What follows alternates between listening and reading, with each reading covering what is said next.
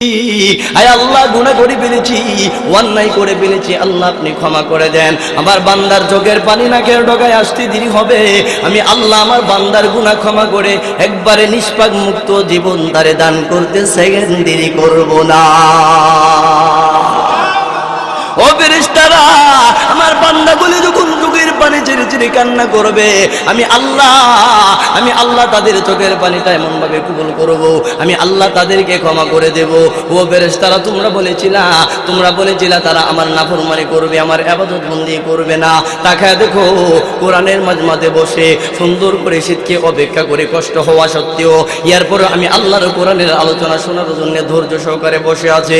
তাদের মনে চাইছে বিভিন্ন জায়গায় যাওয়া, তাদের মনে চাইছে মিছিল মিটিংয়ে যাওয়ার, কিন্তু না, তারা আমার কোরআনকে মহাব্বত করে আমার জাহান্নাম থেকে বাঁচার আশায় আমার পথকে অনুসরণ করার জন্য তারা বসে আছে। তাকায় দেখো ফেরেশতারা, আমার এই মজমার মধ্যে যত মানুষ আছে, যারা শুননেওয়ালা এবং যারা বলনেওয়ালা আছে, আমি আল্লাহ ওই মজমার সবাইকে আমি আল্লাহ সকলের পিছনের সমস্ত সগীরা গুনাহগুনি আমি আল্লাহ ক্ষমা করে দিলাম। আল্লাহ ক্ষমা করতে পারেন কি পারেন না? গুনাহ যদি তাকে গুনাহগারে আল্লাহ অপছন্দ করেন, কিন্তু তওবা করলে আল্লাহ বড় মায়া করেন, ঠিক কিনা জোরে কোন? বনি ইসরাইলের যুগে এক যুবক এমন গুনাহ করতে করতে ভিতরটা একবারে কালা, এরকম ভাবে ভিতরটা নষ্ট করে দিয়েছে। তার গুনার কারণ, তার জুলুমের কারণে মহল্লার সবাই একেবারে অতিষ্ঠ হয়ে গেছে। যুবক গুনাহ করে, জিনা করে, মানুষের হক নষ্ট করে, সকলে মিলে গ্রাম থেকে বাহির করে দেওয়ার জন্য যুবকটাকে তারা পরামর্শ করলেন।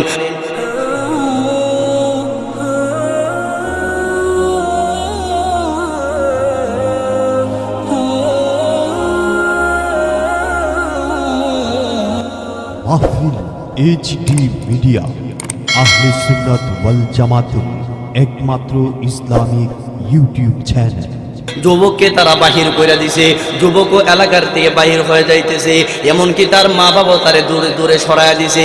যুবকটা যায় আর বলেন, মালিক, ওগো দয়ার মালিক, আমি দুনিয়ার মধ্যে তোমার খাইতা, তুমি আল্লাহ আমারে পানি পান করানোর শক্তি দিতা, তুমি আল্লাহ আমারে হাজার হাজার টন পানি পান করাইলা, তুমি আল্লাহ আমারে রিজিক দান করলা, দুনিয়ার কোনো মানুষ থেকে আমি কোনো কিছু খাই না, কোনো কিছু নেই না, এরপরেও তারা আমাকে গ্রাম থেকে বাহির করে দেওয়ার মনস্থ করেছে। ওগো দয়ার মালিক আল্লাহ, দুনিয়ার সমস্ত মানুষ যদি আমাকে বাহির করে দেয়, কিন্তু আমার এতটুকু বিশ্বাস আছে আপনি রহমানুর রহিম, আপনি আল্লাহ, আপনার দয়ার সাগর থেকে আমি গুনাহগারে বাহির আপনি করবেন না। এমন ভাবে যুবকটা জঙ্গলের ভিতরে যাইয়া গভীর রজনীতে সমস্ত মানুষ ঘুমের ঘরে বিভোর, আর যুবক চোখের পানি ছেড়ে ছেড়ে কান্না করতেছে আর তওবা করতেছে, আল্লাহ এই মুহূর্তে আপনার কাছে দুনিয়ার সকলের দরজা বন্ধ হয়ে গেছে, এই মুহূর্তে আপনার রহমতের দরওয়াজাটা খোলা। ওগো দয়ার আল্লাহ, আপনি যদি আপনার রহমতের দরওয়াজা খুলে আমি গুনাহগাররে যদি আপনি গ্রহণ করে নেন, আপনার কোনো ক্ষতি হবে না গো আল্লাহ, আপনি যদি আমারে মাফ করে দেন, আপনার কোনো লস হবে না। ও আল্লাহ, এই মুহূর্তে আমি ক্ষমা চাইতেছি, তওবা করতেছি। দুনিয়ার সমস্ত মানুষও যদি আমারে তাড়ায় দেয়, কিন্তু আল্লাহ আপনি আমারে তাড়াইবেন না, আমার বিশ্বাস আছে। আমি এই মুহূর্তে তওবা করতেছি মওলা, জীবনের সমস্ত গুনাহ নিয়া আমি আপনার সামনে দাঁড়াইলাম, আল্লাহ আমারে নিষ্পাপ বানায়া কবরের বাসিন্দা করে।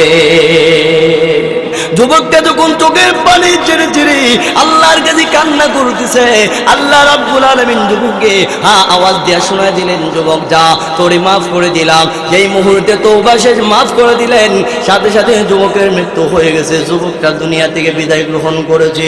ওই দিক দিয়ে আল্লাহ রাব্বুল আলামিন তার প্রিয় হাবিব মুসা আলাইহিস সালাতু ওয়াস সালামকে ইলহামের মাধ্যমে, ওহীর মাধ্যমে জানায় দিলেন, ও আমার খলিল, ও আমার দোস্ত মুসা পয়গম্বর, অমুক জঙ্গলে যাও, অমুক জঙ্গলে যাইয়া দেখো আমার প্রিয় একজন মানুষ আছে, ওই মানুষটার জানাজায় যে শরীক হইব, তুমি এই এতটুকু এলান তুমি করে দাও, তার তোমার সমাজের মধ্যে এলান করে দাও, ওই যুবকের জানাজায় যা শরীক হইব, যারা শরীক হইব, তাদের পিছনের সমস্ত গুনাহ আমি আল্লাহ মাফ করে দেব।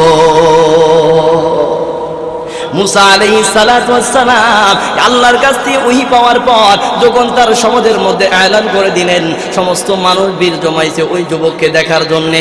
জঙ্গলের ভিতরে ঢুকছে, জঙ্গলের ভিতরে ঢুকার পরে গিয়ে দেখে এই তো সেই যুবক, যেই যুবকটারে তারা গ্রাম থেকে বাহির করে দিয়েছিল। সমস্ত মানুষ যা আবার মুসা পয়গম্বরের কাছে যা বলতেছেন, ও মুসা পয়গম্বর, তোমার আল্লাহ তোমাকে বলেছে ওই যুবকের জানাজা পড়লে আমাদের গুনাহ ক্ষমা করে দেবেন। অতএব আমরা তো গিয়ে দেখতে পাইলাম এ তো আমাদের মহল্লার সেই গুনাহগার যুবক, তাহলে এমন যুবকের কথা কেন বললেন? মুসা পয়গম্বর দৌড় দিলেন তোর পাহাড়ে আবার আল্লাহর সাথে কথা বলার জন্য। আল্লাহ, আমার উম্মতগুলা বলতেছি এটা নাকি সেই পাপিষ্ঠ যুবক যাকে আমরা মহল্লা থেকে বাহির করে দিয়েছিলাম, আপনি কেন এই যুবকের ব্যাপারে এমন কথা বললেন?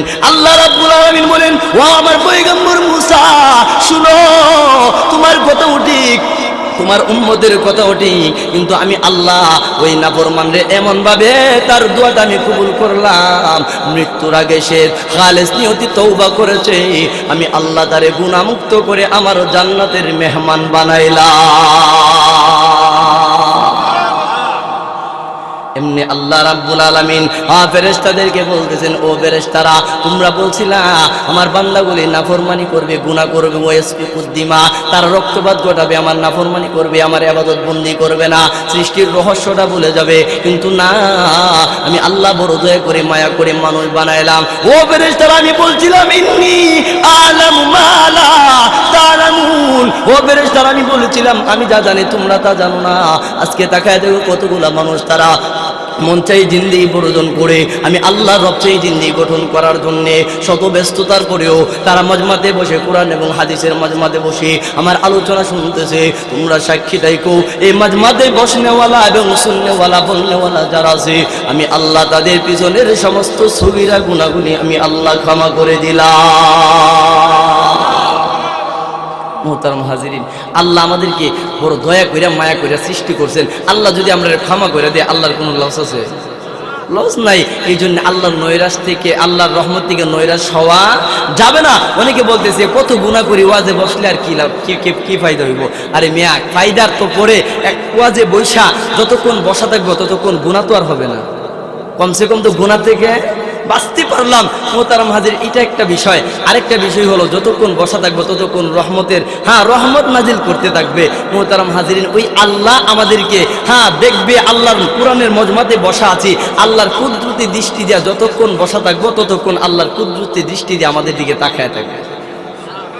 সুবহানাল্লাহ, আসতে কোন মুহতারাম হাজিরিন, এই জন্যে আল্লাহ রাব্বুল আলামিন আমাদেরকে বড় দয়া কইরা মায়া কইরা সৃষ্টির সেরা এবং শ্রেষ্ঠ নবীর উম্মত এবং শ্রেষ্ঠ উম্মত বানায়া শ্রেষ্ঠ কিতাব দিয়া আল্লাহ দুনিয়াতে প্রেরণ করেছেন। ঠিক কিনা জোরে কর? এখানেই শুধু শেষ না, আল্লাহ রাব্বুল আলামিন মানব জাতির সৃষ্টির আমরা যে শ্রেষ্ঠত্বের মুকুটটা উন্মোচন করার জন্য আল্লাহ রাব্বুল আলামিন কেমন সেমিনারের মাধ্যমে প্রকাশ করছে তাকায় দেখেন। আল্লাহ রাব্বুল আলামিন যখন জমিনরে সৃষ্টি করলেন, জমিনটা তরতর করে কাঁপতে আরম্ভ করছেন। আল্লাহ ইচ্ছা করলে জমিনরে যদি হুকুম করা লাগতো না, ইচ্ছা যদি করতো জমিন স্থির হয়ে যাইতো। এরপরও মানব জাতির শ্রেষ্ঠত্বের মুকুট যে আল্লাহ তাআলা পড়াইছেন, এটা উন্মোচন করার জন্য আল্লাহ রাব্বুল আলামিন এই জমিনরে স্থির করার জন্য বিশাল বড় পাহাড় নামক একটা বস্তু বানায়া পেরেক স্বরূপ জমিনের উপরে রাইখা দিছে, জমিনটা স্থির হয়ে গেছে। সুবহানাল্লাহ। বিশাল বড় পাহাড় যখন দেখছে, ফেরেশতারা প্রশ্ন করতেছে, আল্লাহ এই বিশাল বড়, এত বিশাল বড় এই জিনিসটা কি বানাইলেন? আল্লাহ বলতেছেন এটা পাহাড়। বলতেছেন এটার এমন শক্তি আপনি দিলেন, এই শক্তিটারে আপনি বসাইতে দিলে জমিনটা স্থির হইতে দিলে নাই। আল্লাহ এই জমিন তো আপনার, এই জমিনটারে স্থির করার জন্য এত শক্তিশালী এই বস্তুটা আপনি বানাইলেন, বসাইতে দিলে আর স্থির হইতে দিলে নাই। আল্লাহ এই বস্তুর চাইতে কি আরো কোনো শক্তিশালী বস্তু আপনি বানাইছেন? দেখেন ফেরেশতাদের প্রশ্নের উত্তরে আল্লাহ বলতেছেন, ও আমার ফেরেশতারা শুনো, আমি আল্লাহ জমিন সৃষ্টি করলাম, জমিন সৃষ্টি করার পর জমিনটা তরতর করে কাঁপতেছে। আমি আল্লাহ জমিনকে স্থির করার জন্যে আমি আল্লাহ বিশাল বড় পাহাড় বানাইলাম। পাহাড়টাকে আমি এরকম ভাবে পেরেক স্বরূপ ব্যবহার করে দিলাম, জমিনটা স্থির হয়ে গেল। ও আমার ফেরেশতারা শুনো, আমি আল্লাহ এই বস্তুটারে বড় পাওয়ারফুল করে বানাইলাম। এমন ফেরেশতারা আবার বলেন, রব্বুল আলামিন অবশ্যই বুঝতে পারলাম এই বিশাল বড় পাহাড় বানাইলেন, পাহাড়ের শক্তি না দিয়ে জমিন স্থির হইতো না। ও আল্লাহ, এখন আপনার কাছে প্রশ্ন, এই পাহাড়ের চাইতে শক্তিশালী আপনি আর অন্য কোনো বস্তু বানাইছেন কি? এমন সময় আল্লাহ রাব্বুল আলামিন বলেন, ও আমার ফেরেশতারা, অবশ্যই অবশ্যই আমি আল্লাহ এই পাহাড়ের চাইতে শক্তিশালী আরেকটা বস্তু বানাইলাম, যেই বস্তুর মাধ্যমে আমি আল্লাহ এই পাহাড়কে কেটে কেটে সমতল ভূমিতে পরিণত করতে পারি। এমনইভাবে আল্লাহ রাব্বুল আলামিন পরিচয় জানাইতেছিলেন, ও ফেরেশতারা শোনো, আমি আল্লাহ পাহাড়ের চাইতে শক্তিশালী লোহা বানাইলাম, ওই লোহার মাধ্যমে এই বিশাল বড় পাহাড়টাকে কেটে কেটে সমতল ভূমিতে পরিণত করা যাবে। এমনইভাবে এই কথা শোনার পর ফেরেশতারা আবার প্রশ্ন করেন, রব্বুল আলামিন, বুঝতে পারলাম বিশাল বড় পাহাড়ের চাইতে লোহা আপনি বানাইলেন, লোহার চাইতে শক্তিশালী। হ্যাঁ, আপনি এখন বলেন লোহার চাইতে শক্তিশালী আপনি কোন বস্তুটা বানাইলেন? বুঝতে পারলাম লোহাটার শক্তি দিলেন, বিশাল বড় পাহাড় রেখা এটা সমতল ভূমি করতে পারবে। এখন বলেন এই লোহাটার নিস্তেজ করে দেওয়ার জন্য আপনি কোন বস্তুটা বানাইলেন?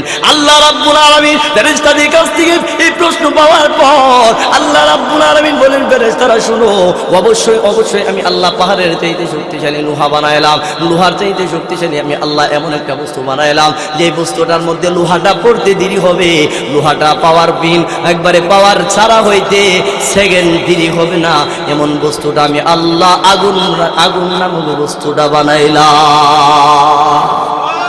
ও ফেরেশতারা, ওই লোহাটাকে যখন আগুনের মধ্যে ছেড়ে দেওয়া হয়, লোহাটা একসাথে সাথে নিস্তেজ হয়ে যায়। লোহাটাকে তখন যে কোনো অস্ত্র বানানো যায়, যেভাবে মনে চায় সেইভাবে এটাকে আঘাত করে যে কোনো অস্ত্র বানানো যায়। ওই লোহাটা তখন পাওয়ার ছেড়ে দেয়, তার পাওয়ার থাকে না, আগুনের সাথে দেওয়ার সাথে সাথে তার পাওয়ার চলে যায়। এই জন্য আমি আল্লাহ লোহার চাইতে আগুনটাকে বড় শক্তিশালী করে বানাইলাম। এমন সময় ফেরেশতারা আবার প্রশ্ন শুরু করলেন, আল্লাহর কাছে বললেন, ওগো রব্বুল আলামিন, ও আল্লাহ, এখন বুঝতে পারলাম আপনি লোহার চাইতে শক্তিশালী আগুন বানাইলেন। এখন বলেন আগুনের চাইতে শক্তিশালী আপনি কোন বস্তুটা বানাইলেন যে বস্তুটা আগুনটারে একবার নিষ্প্রশ করে দিতে পারে? এমন সময় আল্লাহ রাব্বুল আলামিন বলেন, অবশ্যই অবশ্যই আমি আল্লাহ আগুনকে একেবারে নিস্তেজ করে দেওয়ার জন্য এমন একটা বস্তু বানাইলাম, যত পাওয়ারফুল আগুন হোক না কেন আমি আল্লাহর হুকুমে, আমি আল্লাহর হুকুম যখন থাকবে আমি আল্লাহ পানি নামক বস্তুটা বানাইলাম। যত বিশাল বড় পানি আগুন হোক না কেন, পানি দেওয়ার সাথে সাথে আমি আল্লাহ ওই আগুনের পাওয়ারটা একেবারে লেস পাওয়ার হয়ে যাবে। পানি দেওয়ার সাথে সাথে আগুনের পাওয়ারটা একেবারে শেষ হয়ে যাবে। মুহতারাম হাজিরিন, এখানে গভীর মনোযোগ দিয়ে খেয়াল করেন, আল্লাহ রাব্বুল আলামিন বলছেন আমার হুকুম থাকতে হবে। এই জন্য বরগুনাগামী সেই লঞ্চের দিকে তাকায় দেখেন, চতুর্দিকটা পানির অভাব নাই, পানির অভাব নাই, কিন্তু লঞ্চের মধ্যে এমন ভাবে আগুন, কিন্তু আগুন এরকম ভাবে জ্বলছে, এরকম ভাবে আগুন জ্বলতেছে, দেখা যাইতেছে লঞ্চের ভিতরে সমস্ত মানুষ ভুনা হয়ে গেছে, কাবাব হয়ে গেছে, কিন্তু পানির মধ্যে আল্লাহর হুকুম নাই, কিন্তু এই জন্য আগুনও নিবে নাই। ঠিক কিনা জোরে কান?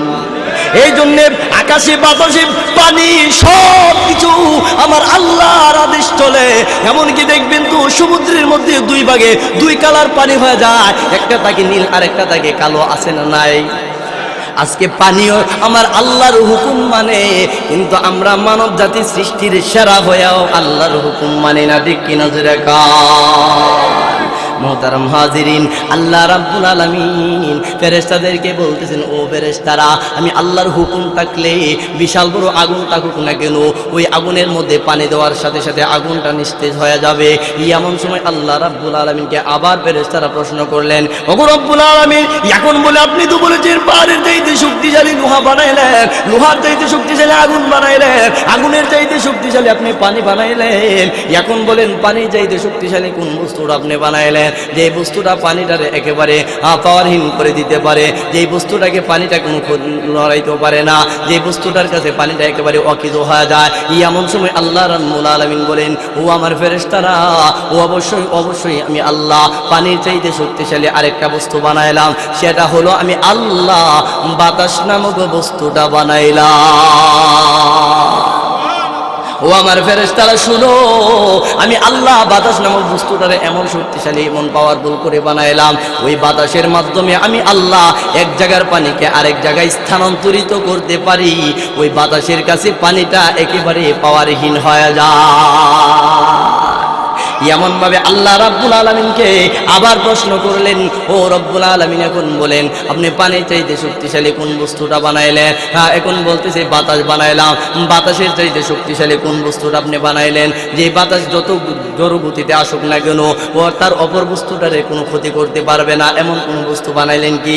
আল্লাহ রাব্বুল আলামিন বলেন, অবশ্যই অবশ্যই আমি আল্লাহ বাতাসের চাইতে শক্তিশালী আসমান বানাইলাম। যত জোর গতিতে বাতাস আসুক না কেন আমার সৃষ্টি সে আসমানকে সে নড়াইতে পারবে না, আসমানের কাছে সে একেবারে পাওয়ারহীন হয়ে থাকবে। এমন সময় ফেরেশতারা বলেন, আল্লাহ বুঝতে পারলাম, এতক্ষণ পর্যন্ত আপনাকে অনেকগুলা প্রশ্ন করলাম, আপনি উত্তরে দিতেছিলেন। এখন লাস্ট প্রশ্ন হলো, এখন বলেন আসমানের চাইতে শক্তিশালী আপনি কোন বস্তুটা বানাইলেন? এমন সময় আল্লাহ রাব্বুল আলামিন বলেন, ও আমার ফেরেশতারা, ও অবশ্যই অবশ্যই আমি আল্লাহ এই আসমানের চাইতে শক্তিশালী পাওয়ারফুল তোমরা ফেরেশতাদেরকে আমি আল্লাহ বানাইলাম। ফেরেশতারা বড় আনন্দিত, খুশি হইয়া আল্লাহকে প্রশ্ন করতেছেন, রব্বুল আলামিন এতক্ষণ পর্যন্ত একটা চাইতে শক্তিশালী একটা আপনি বানাইলেন, এখন বুঝতে পারলাম সবার চাইতে পাওয়ারফুল শ্রেষ্ঠ মনে হয় আমরাই বানাইছেন। এখন আপনার কাছে লাস্ট প্রশ্ন, এখন বলেন আমরার চাইতে আরো কোনো সৃষ্টিজীব শ্রেষ্ঠ বানাইছেন কি? এমন সময় আল্লাহ রাব্বুল আলামিন বলেন, অবশ্যই অবশ্যই আমি আল্লাহ তোমাদের চাইতে, পানির চাইতে, আগুনের চাইতে, আমার সকল সৃষ্টিজীবীর চাইতে আমি আল্লাহ এমন একটা সৃষ্টিজীব সৃষ্টি করলাম, এটা আর কোনো জাতি না। আমি আল্লাহ মানব জাতিকে আশরাফুল মাখলুকাত সৃষ্টির সারা জীব আমি শ্রেষ্ঠত্বের মুকুট পরায়া তোমরা ফেরেশতাদের চাইতেও আমি আল্লাহ তাদেরকে শ্রেষ্ঠ বানায়া দুনিয়াতে পাঠাইলাম। মুহতারাম হাজিরিন, আল্লাহ রাব্বুল আলামিন ইচ্ছা করলে এমনিতেই আমাদের শ্রেষ্ঠত্বের মুকুটের বিষয়টা উন্মোচন করতে পারতো, কিন্তু না, আল্লাহ আমাদেরকে মহব্বত করছেন বিদায় এই জন্য এরকম সুন্দর করে সেমিনার কইরা আল্লাহ রাব্বুল আলামিন শ্রেষ্ঠত্বের মুকুটটা উন্মোচন করছেন। মুহতারাম হাজিরিন, যেই আল্লাহ আমাকে আপনাকে এত মহব্বত করতে পারেন, কিন্তু ওই আল্লাহকে আমরা মহব্বত করতে গেলে কষ্ট কোথায়? আমরা তো কষ্ট লাগে, কারণ ইবাদত বন্দেগী না করলে তো আল্লাহরে মহব্বত করা হয় না। ইবাদত করতে হবে। আল্লাহ তো বলছিলেন, ইয়ে যাহা তেরে লিয়ে হো, ও বান্দা পৃথিবীর যাই কিছু আছে সব কিছু তোর জন্য, তুই খুদা কি ওয়াস্তে, বান্দা তুই শুধু আমার জন্য। বান্দা যাই কিছু দুনিয়াতে সৃষ্টি করলাম, এ যাহা তেরে লিয়ে হো, পৃথিবীর সব তোরে দিলাম, তোর খেদমতের জন্য দিলাম, তুই খুদা কি ওয়াস্তে, বান্দা তুই শুধু আমার জন্য। আল্লাহ বলতেছেন, বান্দা তুই শুধু আমার জন্য, আর যা কিছু দিলাম তোর জন্য। আল্লাহ এভাবে আমাদেরকে বুঝাইতেছেন, এরপর আমরা বুঝতেছি না। বুঝবো কখন? যখন সোজা হয়ে যাব, যখন রুহটা বাহির হয়ে যাবে, তখন বুঝে আসবে, এর আগে বোঝা আসবে না। এই জন্য মুহতারাম হাজিরিন, আমরা বোঝার জন্যে, এই পথ পাওয়ার জন্যে, এরকম কোরআনে মাজমাতে বসার প্রয়োজন, এরকমভাবে কোরআনের মাজমাতে বসার প্রয়োজন, এরকমভাবে দ্বীনি মাজমাতে বসার প্রয়োজন, যেখানে কথা হয়, ভালো কথা হয়, যেখানে ভালো কথা হয়, যেখানে হাসর, পুলসিরাত, জান্নাত জাহান্নামের কথা হয়, সেই মাজমাতে যখন বসবো তাহলে দেখা যাবে দিল নরম হবে। দিলটা যখন নরম হবে, আল্লাহর দিকে ঝুঁকবে, আল্লাহর দিকে ঝুঁকলে এবাদতে মন বসবে, এবাদতে মন বসলে এবাদত করতে মজা লাগবে, এবাদত মজার সাথে করতে পারলে ওই এবাদত আল্লাহর কাছে গ্রহণযোগ্যতা পাবে, নতবা সম্ভব না। মুহতারাম হাজিরিন, আমরা যারা এবাদত করি, কিন্তু কার সামনে দাঁড়াইছি আমরা অনেকেরই এই চিন্তাই থাকে না, কার সামনে দাঁড়াইছি। আমরা মনে করতেছি এটা একটা এবাদত নামাজ পড়তেছি, কার জন্য করতেছি, এই কথাটা নামাজের মধ্যে আমরা মন থাকে না, ঠিক কিনা জোরে কর। মন যদি থাকতো তাহলে এই মন বুড়িতে মসজিদে, মন দোকানে থাকতো না। আল্লাহর দিকে যদি মন থাকতো, বুড়ি মসজিদে তোয়া, মন গাড়িতে থাকতো না। মন যদি আল্লাহর দিকে থাকতো, বুড়ি মসজিদে তোয়া, মনটা বিবির কাছে থাকতো না, ঠিক কিনা জোরে কর। এই নামাজের মাধ্যমে পৃথিবীর যাই কিছু আল্লাহর কাছ থেকে চাওয়া সম্ভব এই নামাজের মাধ্যমে। কিন্তু নামাজ পড়ার মতো পড়তে পারি না, চাওয়ার মতো চাইতে পারি না, তওবা করার মতো তওবা করতে পারি না, যার দরুন আমরা গুনার মধ্যে এমনভাবে দরগতিতে আগাইতেছি, পিঁপড়ার গতিতে আমরা কি করতেছি, জান্নাতের দিকে আগাইতেছি, আর ঘোড়ার গতিতে আমরা জাহান্নামের দিকে দৌড়াইতেছি, ঠিক কেন জোরে কর। এই জন্য মুহতারাম হাজিরিন, এই দৌড় একেবারে পথভ্রষ্টতার লাইন থেকে দূরে সরার জন্যে, মানব জাতি কিভাবে আল্লাহকে পাওয়া যাবে, আমরা মানব জাতি কিভাবে রাসূলকে পাওয়া যাবে, আমরা মানব জাতি কিভাবে জাহান্নাম থেকে বাঁচা যাইব, আমরা মানব জাতির জন্য কোন পথে গেলে জান্নাত পাওয়া যাবে, ওই পরিপ্রেক্ষিতে আল্লাহ রাব্বুল আলামিন আমার তেলাওয়াতকৃত আয়াতের মধ্যে আল্লাহ রাব্বুল আলামিন দুইটা কর্মসূচি মানব জাতিকে দিয়েছেন। এই দুইটা কর্মসূচি যখন কোনো মানব জাতি পালন করবে, আল্লাহ রাব্বুল আলামিন বলেন, আমার বান্দারা দুইটা কর্মসূচি পালন করার কারণে আমি আল্লাহ তাদেরকে দুইটা পুরস্কার দিয়ে দিয়া জান্নাতের মালিক বানায়। মোহতারাম হাজিরিন, আমরা আল্লাহর কাছ থেকে পুরস্কার নেওয়ার দরকার আছে না নাই? কর্মসূচি পালন কইরা না কইরা? পালন কইরা। কারণ পালন করতে গেলে করার কথা বললে দেখা যাব হুজুর যাই কোন নামাজের কথা কয়েন, যাই কোন নামাজের কথা কয়েন না।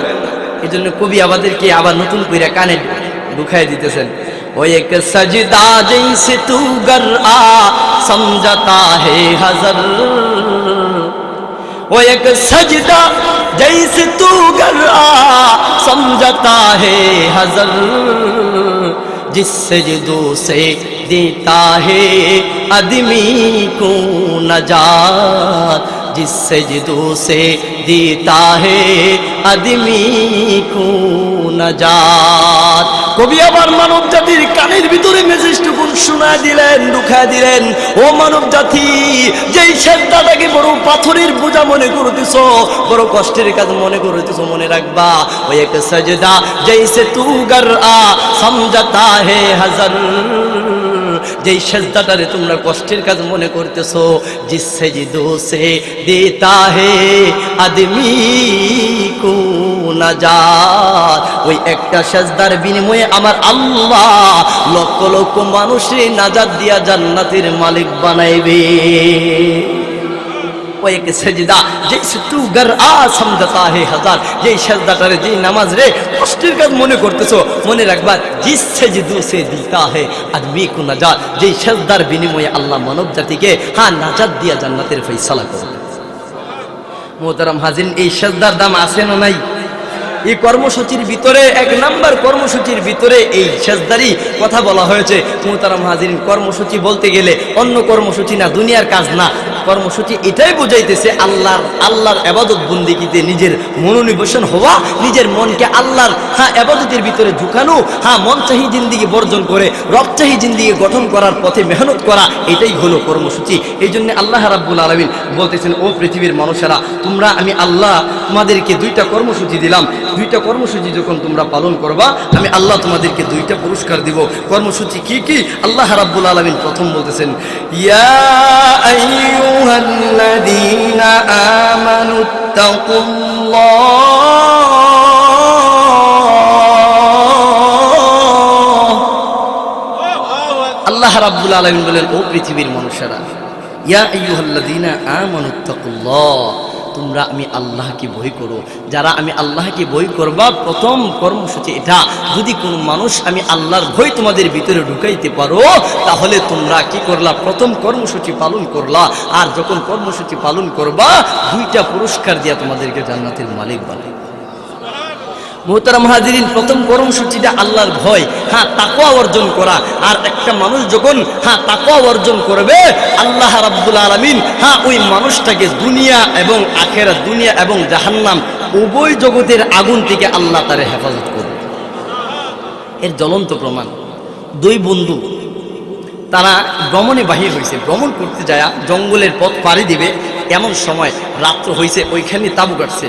এখানে তাঁবু গাড়ার পরে একজন বন্ধু পাখি শিকার করতে গেছে, আর একজন চুলা বানাইতেছে, এখানে তারা পাকশাক করে খাবে। এমন সময় একজন বন্ধু একটা পাখি শিকার কইরা ওই বন্ধুর কাছে আইনা দিছে, সুন্দর কইরা পাতিল বসাইছে, মাটির মধ্যে চুলা বানাইছে। চুলা বানায়া যখন সে কি করছে, পাতিল বসাইছে, পাখি বোনা করবে, এমন সময় ওই বন্ধুটা পাখি শিকার কইরা ক্লান্ত, সে শুয়ে থেকে একটা দৃশ্য দেখতেছে। বন্ধুটা কি করতেছে, কতক্ষণ পর পরে মাটির চুলার মধ্যে হাত দেয়, যখন আগুন নিভে যায় চুলার ভিতরে হাত ঢুকায় দেয়, আবার নাড়া দেয়, সাথে সাথে আগুন ধরে। এই দৃশ্যটা দেখা বন্ধুটা তার কাছে আসছে, আয়সা বলতেছে, বন্ধু এতক্ষণ পর্যন্ত একটা জিনিস আপনার দিকে লক্ষ্য করলাম, দেখতে পাইলাম, আপনি এই দেখতেছি মাটির চুলার ভিতরে যখন আগুন নিভে যায় আপনার হাত দিয়া আপনি নাড়া দেন, আপনার হাতে জ্বলেও না, হাতে আগুনও ধরে না, আপনি হাতে নাড়া দেন, আগুন ধরে, আবার যখন নিভে যায় আবার হাতে নাড়া দেন, আগুন ধরে, আপনার হাত কি আগুনে জ্বালায় দেয় না? এটা কিভাবে সম্ভব? তখন ওই যুবকটা বলতেছিল, ও বন্ধু আমার, তাহলে শুনো, এই গুণটা আল্লাহ আমার এমনিতেই দেয় নাই, একটা তাকওয়াবান মানুষের দোয়ার বরকতে আল্লাহ দুনিয়ার আগুনকে আমার শরীরে স্পর্শ করা হারাম করে দিয়েছে। মোহতারাম হাজির, ওই যুবকটা খুলে বলতেছিলেন যে ভাই শোনো বন্ধু আমার, আমি এক সওদাগরের ছেলে, আমার একটা নেশা ছিল, আমি বন্ধু বান্ধব নিয়ে মোটরসাইকেল নিয়ে মদ পান করতাম, বিভিন্ন জায়গায় ঘুরতাম, আর বন্ধু বান্ধবের পিছনে টাকা খরচ করতাম, বন্ধু বান্ধব নিয়ে যেখানে মনে চাই সেখানে যাইতাম। হ্যাঁ, যে কোনো মেয়ে আমার চয়েস হইতো তারে উঠায় আনতাম, তারে বুক কইরা পরের দিন সকালে চাইরে দিতাম। এমনই মনোভাব আমার ছিল, এমনইভাবে আমার দিনকাল চলতো। হঠাৎ করে একদিন আমি যখন কি করলাম, মদ পান কইরা বন্ধু বান্ধব তারা যার যার বাড়িতে চলে গেছে, আর আমি আমার বাড়ির ছাদের উপরে বৈশা যখন আমি মদ পান করব, এমন সময় আমি যখন চেয়ারে হেলান দিয়ে বসলাম, তাকে দেখলাম আমার বাড়ির ছাদ থেকে নিচে দেখা যায় একটা সুন্দরী একটা কন্যা দেখা যায়। ওই কন্যাটার দিকে আমার এমন একটা পছন্দ হয়েছে, এমনভাবে তার প্রেমে পড়ে গেছি, ওই কন্যাটার আমার লাগবেই। আমি মনে কইরা আমি আমার সৌদাগর বাবারে বলছি, বাবা জীবনে কত মেয়ে দেখছি, এই মেয়েটা যদি আমারে বিয়ে করায় দেন আমি ভালো হয়ে যাব, আমি আর খারাপ হতে যাব না। বাবা আমার এই মেয়েটার বাবার কাছে আপনি বিবাহের প্রস্তাব নিয়ে যান। যুবকের কথা শুই না, সৌদাগরের ছেলে তো একমাত্র ছেলে, ছেলে যেটা বলে এটাই করে। সৌদাগর সব গেছে ওই মেয়ের বাবার কাছে। মেয়ের বাপ একেবারেই অসহায়, গরিব দরিদ্র। ওই মেয়ের বাবার কাছে যাওয়ার পরে সৌদাগর বলতেছে, ও ভাই আপনার কাছে আসলাম, আমার ছেলেটা আপনার মেয়েটারে চয়েস করছে, হ্যাঁ তার ভালো লাগছে, আপনি যদি আমার ছেলেটার কাছে আপনার মেয়েটারে বিবাহ দেন তাহলে আমার ছেলেটা ভালো হয়ে যাবে, আপনি আপনার মেয়ে শান্তিতে থাকবে, আমার টাকা পয়সার অভাব নাই, আপনি যদি আমার হাতে উঠে দিতেন। যেই মুহূর্তে যাওয়ার পরে ওই লোকটা দেখেন কেমন আল্লাহওয়ালা, কেমন দিনদার, কেমন তাকওয়াওয়ালা। ওই লোক বলতেছেন, ও সৌদাগর সব শুনে, আপনার কোটি কোটি টাকার সম্পদ আছে, আপনি সৌদাগর, আপনার সন্তানও সৌদাগরের ছেলে, অতএব মনে রাখবেন আপনার টাকার কাছে আমার নেককার মেয়েটারে উঠায় দিতে পারি না, অতএব আপনি আমার মাফ করবেন, আপনার ছেলের হাতে আমার মেয়েটা দিতে পারি না। গভীর মনোযোগ দিয়ে শুনবেন, তাকওয়াওয়ালা মানুষের দুয়ার বরকতে কিন্তু আগুন স্পর্শ করে না। কেমন তাকওয়াওয়ালা ছিল, আমরা এমন তাকওয়াওয়ান হওয়ার দরকার আছে না নাই, একটু খেয়াল করে শুনেন। ওই যুবকের বাবা যখন ওই মেয়ের বাবার কাছে গেলেন প্রস্তাব নিয়া, মেয়ের বাবাটা বলতেছেন, না ভাই, ও সৌদাগর সাহেব, আপনার টাকার কাছে আমার মেয়েটাকে আমি বিক্রি করতে চাই না, আপনি আপনার রাস্তায় চলে যান। আমি আমার মেয়েটার একবার অসহায় একজন নেককার ছেলের কাছে উঠায় দিতে চায়, আপনার ছেলের কাছে দিতে চায় না। তারা দিছে কিছুদিন পরে ওই মেয়েটারে একটা অসহায় একটা নেককার ছেলের হাতে ওই গরিব অসহায় লোকটা তার মেয়েটারে বিবাহ দিছে। বিবাহ দিতে যাইয়া বিবাহ হয়েছে, এই 1 বছর পরে তার মেয়েটার জামাইটা কঠিন এক রোগে আক্রান্ত হইয়া দুনিয়া থেকে বিদায় গ্রহণ করছে। ওই দিক দিয়া সৌদাগর তার ছেলের বলছে, বাবারি আমার প্রস্তাবে রাজি হয় না। সৌদাগরের ছেলের ভিতরে একটা ক্ষোভ রয়ে গেছে, কি ব্যাপার, আমি এত বড় টাকাওয়ালার মালিক কিন্তু আমারে সে পাত্তা দিল না, তার ভিতরে রাগ পোষণ করতেছে। ওই দিক দিয়া মেয়েটারে একটা অসহায় নেককার ছেলের হাতে উঠায় দিয়েছে। ছেলেটাও বেশি দিন টিকে নাই, কঠিন রোগে আক্রান্ত হইয়া তার স্বামীটা মৃত্যুবরণ করেছে। মেয়েটা বড় অসহায় হয়ে গেল, 3-4টা বাচ্চা নিয়া হাতছে বড় অসহায় হয়ে গেল। 3-4 বছর পরে যখন তার স্বামীটা মৃত্যুবরণ করছে, ছোট ছোট 3টা বাচ্চা নিয়ে বড় অসহায় হয়ে গেল, খাবারের প্রয়োজন, খাবার পাইতেছে না। ওই দিক দিয়া সৌদাগরের এলাকায় মহামারী দেখা দিয়েছে, মহামারী। আর এই দেখবেন তো গত বছর আমরা করোনার সময় মহামারীর কারণে ত্রাণ বিতরণ করছিল কিনা, এমনইভাবে সৌদাগরের ছেলে ত্রাণ বিতরণ করব। সৌদাগর গেছে এক জায়গায়, আর সৌদাগরের ছেলের পাঠাইছে আরেক গ্রামে। ওই গ্রামে মানুষ সারিবদ্ধভাবে সৌদাগরের ছেলের হাত থেকে ত্রাণ নিব, সবাই সারিবদ্ধভাবে দাঁড়াইছে। সৌদাগরের ছেলে তার বন্ধুকে শোনাইতেছে, বন্ধু আমার হাতে কেন আগুন স্পর্শ করে না, শোনো কোন মানুষের দোয়ার কারণে আমার হাতে আগুন স্পর্শ করে না, মনোযোগ দিয়ে শোনো। ওই যুবক তার বন্ধুরে শোনাইতেছিল, বন্ধু আমার, এরপরে আমি যখন ত্রাণ বিতরণ করার জন্যে আমি যখন ওই মহল্লা ওই গ্রামে গেলাম, আমি তো জানি না ওই মেয়েটারে ওই গ্রামে বিবাহ দিছে, আমি জানিও না। আমি যখন ত্রাণ বিতরণ করতেছিলাম, মানুষগুলো সারিবদ্ধভাবে হইয়া দাঁড়াইছে, আমি ত্রাণ দিতেছি, তারা নিতেছে। এমনইভাবে হঠাৎ করে তাকায় দেখি বুকরাহ পরিহিত অবস্থায় ওই মেয়েটার মতো দেখা যায় 3টা ছোট ছোট বাচ্চা নিয়া ওই লাইনের মধ্যে সে দাঁড়ায় রইছে। ও আমার বন্ধু শুনো, এরপরে কি হয়েছে, তখন আমি একটু আগায় গেলাম, ওই মহিলাটার কাছে গেলাম, আমি বললাম তোমার মুখের কাপড়টা খুলো, আমি তোমার দেখতে চাই। এমন সময় মুখের কাপড় যখন খুললো, দেখতে পাইলো এমনি বলতেছে, তুমি তো আমাদের এলাকার মেয়ে। বলে, হ্যাঁ আপনি চিনছেন, আপনি সৌদাগরের ছেলে না? বলে, হ্যাঁ আমি সৌদাগরের ছেলে। তাহলে এখন কি এই অবস্থা কেন? বলে, আমার স্বামী মৃত্যুবরণ করেছে, কিন্তু এই মুহূর্তে আমার খাবারের প্রয়োজন, এই জন্য ত্রাণ নেওয়ার জন্য আমি লাইনে দাঁড়াইলাম।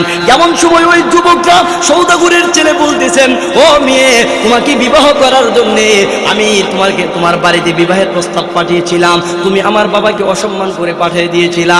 এখন মনে রাখবা, তুমি যদি খাবার নিতে তোমার প্রয়োজন হয় তাহলে আমার সাথে গুনার কাজ করতে হবে, আমার কাহেসাত মিটাইতে হবে। নাউজুবিল্লাহ বলেন।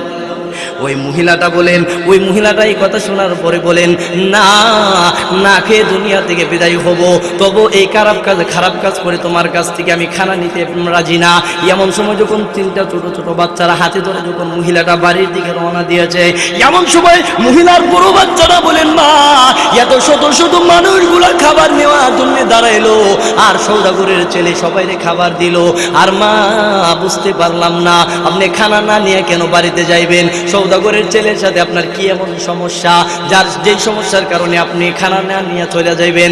আপনার যেই সমস্যা আছে তার সাথে মিটায় নেন। আপনি কোন ঝগড়ার কারণে, কোন দ্বন্দ্বের কারণে তার সাথে এমন হইতেছে, তার দ্বন্দ্বটা মিটায় নেন। আমরা খাবারের প্রয়োজন, বড় খিদা পেটে। এমন সময় মহিলাটা বলেন, না রে বাবা, না, ও বাবা চল, যে আল্লাহ তোমাকে সৃষ্টি করেছেন ওই আল্লাহর নাম হলো একটা রাজ্জাক, ওই আল্লাহ আমাদের রিজিকের ব্যবস্থা করবে, চলো। এই কথা বলে মহিলাটার ছোট ছোট বাচ্চাগুলিকে হাতে ধরে ওই যুবকের সামনে আসলেন। যুবক মনে করতেছে মনে হয় আমার প্রস্তাবে রাজি হয়েছে, মুড়ি মুচকি হাসতেছে। এমন সময় তার সেই যুবকটা কাছে বলতেছে, রাজি হইছো নাকি? এমন বলে, না, ও পাপিষ্ঠ যুবক, শুনো, আমি তোমার খাবার নেওয়ার জন্য খারাপ কাজ করব তুমি কেমনে ভাবলা? মনে রাখবা যে আল্লাহ আমাকে সৃষ্টি করেছেন ওই আল্লাহ দুনিয়াতে যদি আমার রিজিকের ব্যবস্থা করে ওই আল্লাহ আমার রিজিক দিবে, এতে কোনো সন্দেহ না। বাচ্চাগুলিকে হাতে ধরে ধরে তার বাড়ির দিকে রওনা দিয়েছে। এমন সময় বাচ্চাগুলিতে বলতেছে, ও আমার সন্তানেরা শুনো, ও মাইয়াত্তাকিল্লাহ ইয়াজআল লাহু মাখরাজা ওয়া ইয়ারযুকুহু মিন হাইসু লা ইয়াহতাজিব। ও আমার সন্তানেরা শুনো, আমার আল্লাহ রাব্বুল আলামিনের এক নাম হলো রাজ্জাক। আমার আল্লাহ বলেছেন তার ভয় যখন কোনো বান্দার ভিতরে ঢুকবে, আমার আল্লাহ গায়বী ভাবে ওই বান্দার রিজিকের ব্যবস্থা করে দিবে। ও আমার সন্তানেরা শুনো, হতে পারে আমরা যে আল্লাহর ভয় ভিতরে ঢুকাইলাম, হতে পারে বাড়িতে যাওয়ার আগে আমার আল্লাহ তোমাদের রিজিকের ব্যবস্থা করে রেখেছে। চলো বাড়িতে যাই, বাড়িতে যাই দেখবা আমরা যাওয়ার আগে রিজিকের ব্যবস্থা হয়ে যাবে। চলো বাড়িতে যাই। খারাপ কাজ করে খাবার নিতে চায় না ওই বৃদ্ধা মহিলা, ওই বিধবা মহিলা ছোট ছোট বাচ্চাগুলিকে হাতে ধরে নিয়ে যখন বাড়ির দিকে রওনা দিছে, ওই দিক দিয়ে যুবকের ভিতর কম্পন সৃষ্টি হয়ে গেছে। আরে এত হাজার হাজার মানুষের খাবার বিতরণ করলাম, এত হাজার হাজার মানুষকে আমি খাবার দিলাম, আর এই মাঝমা থেকে একটা মহিলা, অসহায় মহিলা আমার মাঝমা থেকে না নিয়ে চলে যাইব। এই জন্য আল্লাহ যদি আমারে ধরে আল্লাহর সামনে কি জবাব দেব, এই কথা চিন্তা কইরা মহিলার আগে অন্য রাস্তা দিয়া দৌড় দিলেন মহিলার বাড়িতে। এমন সময় মহিলার বাড়িতে যায়া মহিলা বাড়িতে পৌঁছার আগে ওই যুবকটা তার জন্য খাবার রেডি কইরা দরওয়াজার ভিতরে রাইখা দিয়া দরওয়াজার সাইডে দাঁড়ায় রইছে। ওই দিক দিয়া মহিলা সন্তান নিয়ে ঘরে ঢুকতে দেরি দেখে খাবারের অভাব নাই। এমন সময় বাচ্চাগুলিরে বলে, ও আমার সন্তানরা, আমি বলেছিলাম না, ও ইয়াত্তাকিল্লাহ ইয়াজআল লাহু মাখরাজা, ও আমার সন্তানেরা, আমি না বলছিলাম যে আল্লাহকে ভয় করবে, যার ভিতরে আল্লাহর ভয় থাকবে ওই আল্লাহ গায়বীভাবে রিজিকের ব্যবস্থা করবে। তাকায় দেখ, তোদের রাজ্জাক তোদের খাবারের ব্যবস্থা করছে, যতক্ষণ পারস খা, তার পেট ভরে তোদের ক্ষুধা নিবারণ কর। এমন সময় মহিলাটা কান্না করে আর বলেন, আল্লাহ যেই রিজিকের জন্য আপনি নাফরমান যুবকের সামনে আমারে দাঁড় করাইছিলেন, নাফরমানের চেহারা দেখানোর জন্য আমারে দাঁড় করাইছিলেন, কিন্তু বড় কষ্ট লাগলো না, কিন্তু এই মুহূর্তে কষ্ট এই জন্য পাইতেছি। সাধারণ খাবারের জন্য নাফরমানের চেহারা তুমি দেখাইলা, কিন্তু এত ভালো কাজ যেই যুবকটা করলো এই যুবকের চেহারাটা তুমি আমারে দেখাইলা না। তবে আল্লাহ তুমি আমারে এই যুবকের চেহারা দেখাও বা না দেখাও, ওই দিক দিয়ে কিন্তু যুবক দরওয়াজার গোপন থেকে দেখতেছে, আড়াল থেকে সে তার মহিলার দোয়া শুনতেছে। ওই মহিলা বলতেছেন, আল্লাহ নাফরমানের চেহারা দেখাইলা, কিন্তু ভালো কাজ করলো ওই যুবকের চেহারাটা আমারে দেখাইলা না, কিন্তু আল্লাহ তুমি চেহারা দেখাও বা না দেখাও, যে মানুষটা এই ভালো কাজটা করেছে ওই মানুষটাকে তুমি জাহান্নামের আগুন চিরতরের জন্য হারাম করে দিবে। আল্লাহ জাহান্নামের আগুন তো আপনি হারাম করবেনই, কিন্তু দুনিয়াতে যত জীবন ওই যুবক বাঁচবো, ওই মানুষটা বাঁচবো, ততদিন দুনিয়ার আগুনও যেন তার শরীরকে স্পর্শ না করতে পারে।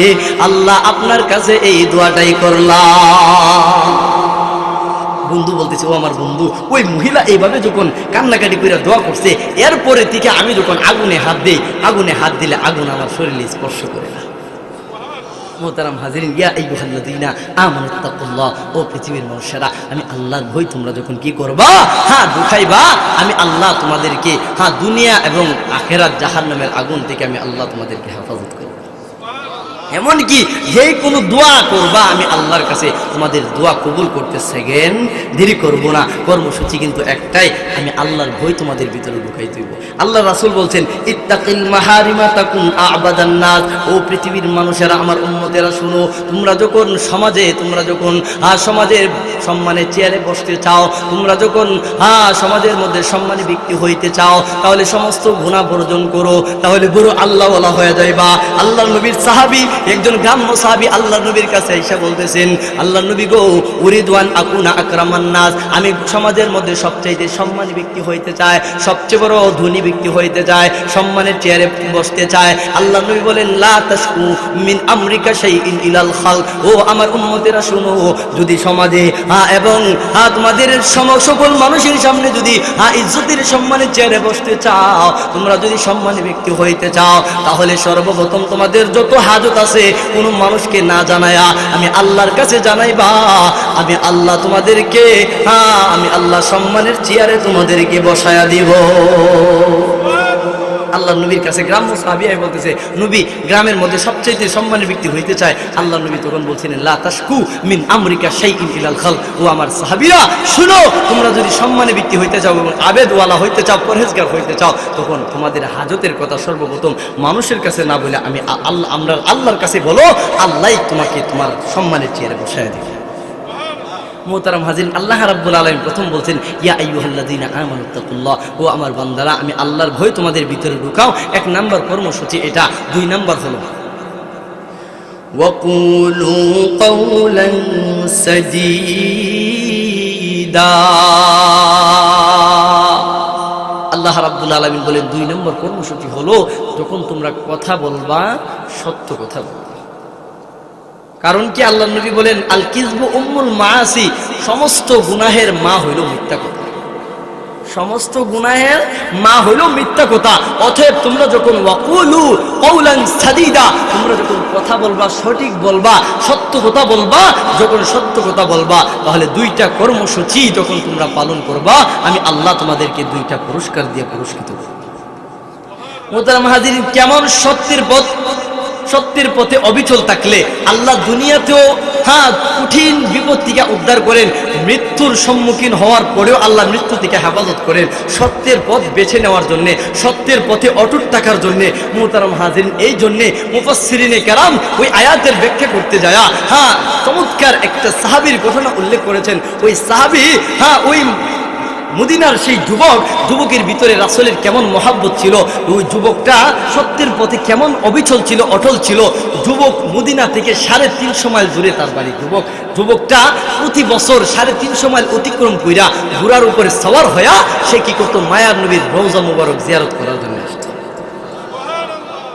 মনে বড় আশা ছিল যাব মদিনা,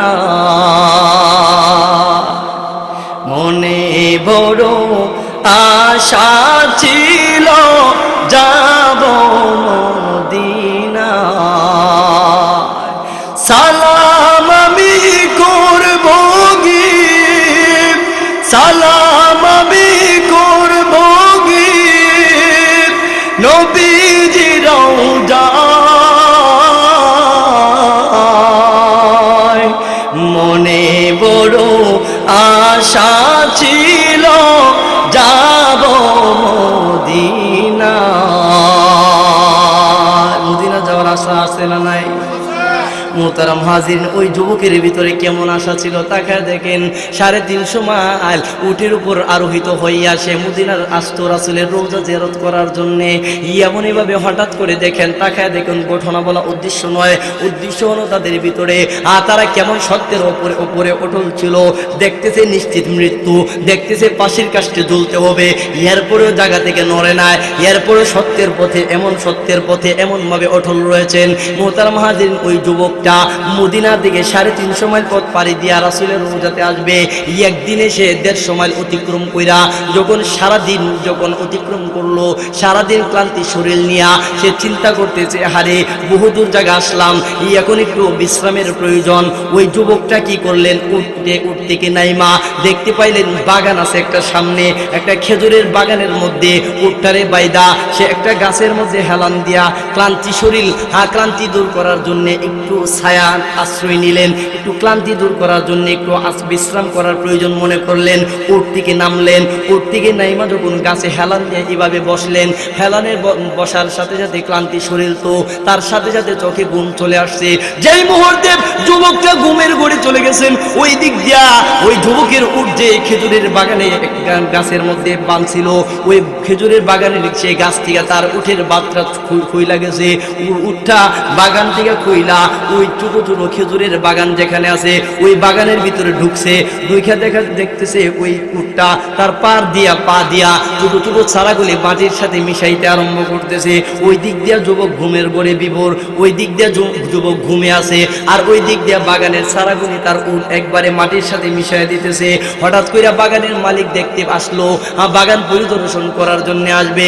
এমন সময় তাকায় দেখে বাগানের ভিতরে কি যেন উটের মতো দেখা যায়। উটটা বাগানের ভিতরে ঢুকলো, মালিকও ঢুকছে। বাগানের ভিতরে ঢুইকা দেখতে পাইলো ওই উটের পায়ের আঘাতে তার বাগানের সমস্ত চারাগুলি মাটির সাথে মিশে যাইতেছে। ওই বৃদ্ধ লোকটা, সেই বাগানের মালিকটা উটটাকে সরানোর জন্য একটা পাথরের টুকরা নিলেন। পাথরের টুকরা নিয়ে যখন উটের উপরে আঘাত করলেন, আল্লাহর কুদরত বোঝা যায় না, ওই উটটাকে আঘাত করতে দেরি, মাথাটা পাইটা মগজটা বাহির হইতে সেকেন্ড দেরি হয় না। এইভাবে যখন আঘাত করছে, সে নিজেও ভাবছে না যে উটটারে আঘাত করার সাথে সাথে মৃত্যু হয়ে যাইব। ওই মৃত্যু লোকটা কি করছে, উটের মধ্যে আঘাত দিছে, পাথর দিয়ে ঢিল দিছে, ঢিল দেওয়ার সাথে সাথে উটটা মস্তক বাহির হয়ে জমিনে পড়ে মৃত্যুবরণ করছে। এই দিক দিয়া যুবকের ঘুম ভাঙছে, হঠাৎ করে ঘুম ভাঙছে, তাকায় দেখে আমার উট কোথায়, উট তো খুঁজে পাইতেছে না। হঠাৎ করে বাগানের দিকে খেয়াল আসলো, বাগানে তাকায় দেখতেছে বাগানের ভিতরে দুইটা দেখা যায় তার উটটা জমিনে শোয়া আছে, আর একজন এই উটের পাশেই একটা বৃদ্ধ লোক দাঁড়ানো অবস্থায় আছে। সেই যুবক পাগলের মতন হইয়া বাগানের ভিতরে ঢুকছে।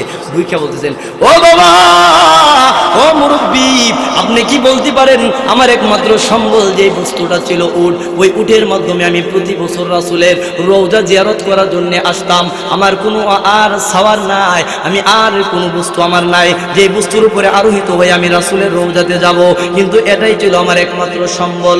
ওগো মুরব্বী বাবা, এখন আপনি বলেন আমার উটটারে কে হত্যা করছে? আপনি তো দেখেছেন, মনে হয় আমার একটু খোঁজ করে দেন। এমন সময় ওই মুরব্বী দেখেন কেমন সত্যের উপরে অটল ছিল। মুরব্বী ইচ্ছা করলে বলতে পারতো আমি জানি না, অথবা এখান থেকে লুকায়া যাইতে পারতো, কিন্তু না, এমন কাজ করেন নাই। ওই বৃদ্ধ লোকটা উটটারে হত্যা কইরা সেই উটের কাছে দাঁড়ায় রয়েছে।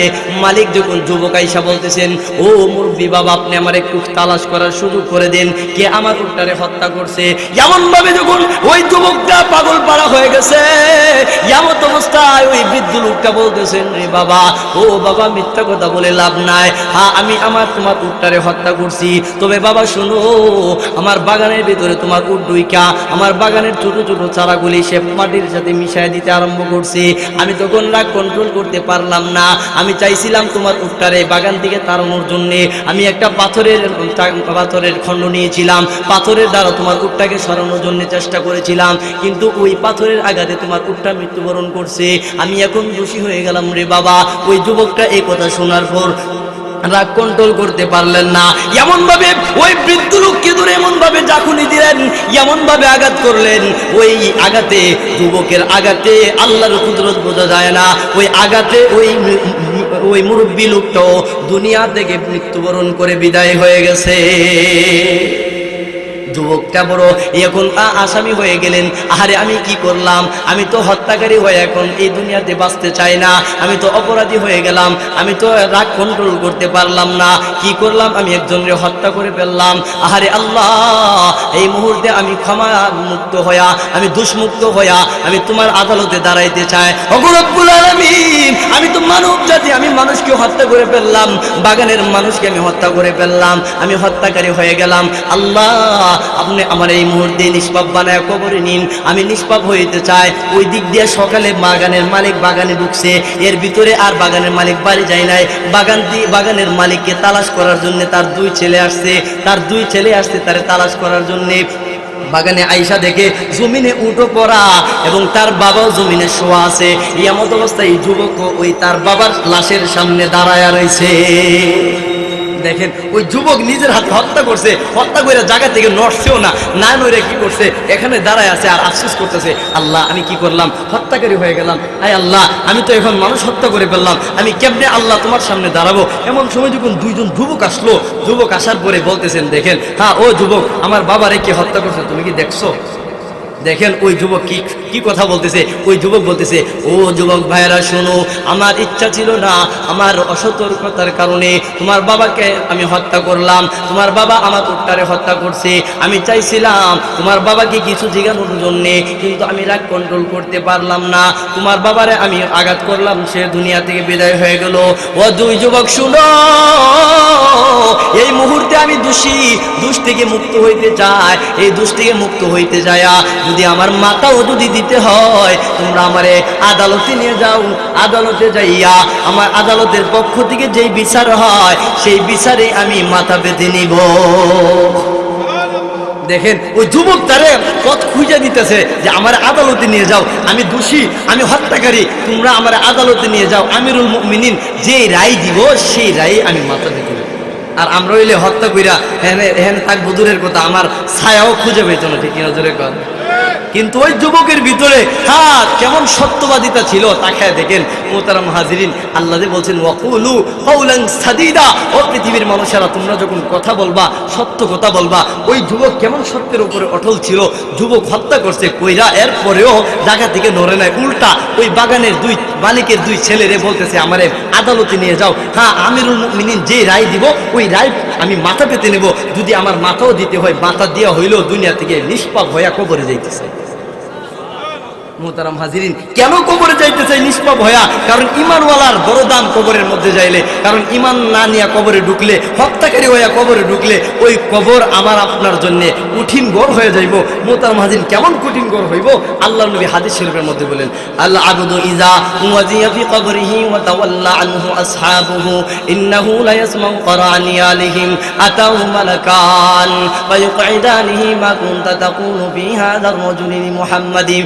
আল্লাহ নবীর বিশ্ব নবী রাহমাতুল লিল আলামিন বলেন, সাহাবীরা রে শুনো, ঈমানওয়ালা হইয়া যদি ওই কবরে ঢুকো, ঈমানওয়ালা হইয়া যদি ওই কবরের ভিতরে ঢুকো, তোমরা যখন মৃত্যুবরণ করবা, আমার উম্মতের মধ্যে যখন কোনো মানুষ মৃত্যুবরণ করবে, তখন তাকে যখন কবরের মধ্যে শোয়ানো হবে, এমন সময় সমস্ত মানুষ তারা বাড়ির দিকে রওনা দিবে।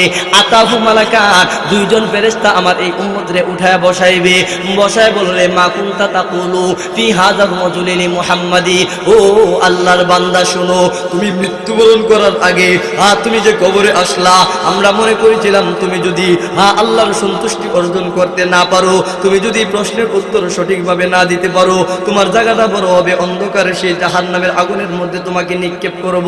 মা কুনতা তাকুলু ফি হাযার রাজুলি মুহাম্মাদি।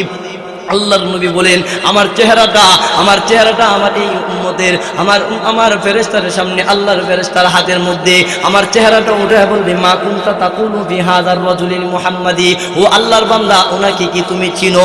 এমন সময় আল্লাহর নবী বলেন, আমার উম্মত যখন ঈমানদার হইয়া কবরে ঢুকবে, ফাআম্মাল মুমিন, ঈমানদার হইয়া যখন কবরে ঢুকবে, এমন সময় আমার উম্মতের জবান দিয়া চলে আসবে, আশহাদু আল্লা ইলাহা ইল্লাল্লাহ ওয়া আশহাদু আন্না মুহাম্মাদান আবদুহু ওয়া রাসূলুহু। যেই মুহূর্তে ওই আল্লাহর বান্দা ঈমানদারির জবান দিয়া সঠিক উত্তরটা চলে আসবে, বলবে উনি হলেন আল্লাহর নবী, আল্লাহর রাসূল। এমন সময় যখন সঠিক উত্তর দিয়া দিবে, এমন সময় ফেরেশতারা বলবেন, ও আল্লাহর বান্দা শুনো, উনজুর ইলা মাকাদিকা মিনান নার, তাকায় দেখো তুমি তোমাকে প্রশ্ন করার আগে তোমার জায়গাটা কোথায় দেওয়ার জন্য চিন্তা করেছিলাম। উনজুর ইলা মাকাদিকা মিনান নার, তাকায় দেখো ওই জাহান্নামের আগুন কত ভয়াবহ আগুন তোমার জন্য অপেক্ষা করতেছিল। এই মুহূর্তে তুমি সঠিক উত্তর দেওয়ার কারণে কদ আবদালাকাল্লাহু মাকআদাম মিনাল জান্নাহ, আল্লাহ রাব্বুল আলামিন তোমার নামটা জাহান্নামের খাতা থেকে কাইটা তোমার নামটা জান্নাতের খাতার মধ্যে উঠায়া দিয়েছে। মোহতারাম হাজিরিন, ঈমানওয়ালা জিন্দেগীর দাম আছে না নাই? সত্যের উপর অটল অবিচল থাকলে তার দাম আছে না নাই? মোহতারাম হাজির, এটাই বুঝাইতে চাইতেছিলাম। আল্লাহ রাব্বুল আলামিন যে বলছেন, ইয়া আইয়ুহাল্লাযীনা আমানুত্তাকুল্লাহা, হে ঈমানদারেরা তোমরা আমি আল্লাহর ভয় তোমাদের ভিতরে ঢুকাও। 2 নম্বর কর্মসূচি হলো ওয়াকুলু কওলান সাদীদা, কথা যখন বলবা সত্য কথা বলবা। মোহতারাম হাজির, সত্য কথা, সত্যের উপরে কেমন অবিচল ছিল, অটল ছিল। ওই যুবক সে নিজে মালিক, বাগানের মৃত মালিকের সেই 2 ছেলেরে বলতেছে আমিরুল মুমিনিনের কাছে নিয়ে যাও, আদালতে নিয়ে যাও। আর আমরা হত্যাকারী যদি হয়, কোন মানুষের যদি হত্যা করি, ডিবি পুলিশ স্যার আমরা বাহির করার কোনো শক্তি নাই। ডিবি পুলিশও ঘাম ছুটে আমরা বাহির করি।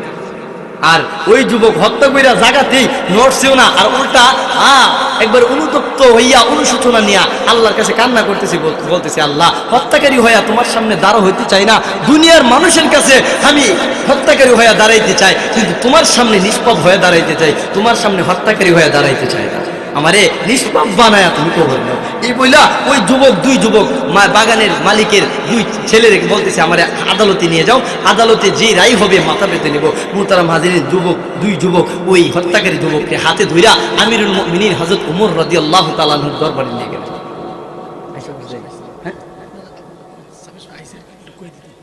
আচ্ছা, প্রধান অতিথি সাহেব আসছেন, আপনারা ধৈর্য সহকারে বসেন। উনি খুব আমার বড় ভাই, আল্লাহ সারা বাংলাদেশি বয়ান করে থাকেন।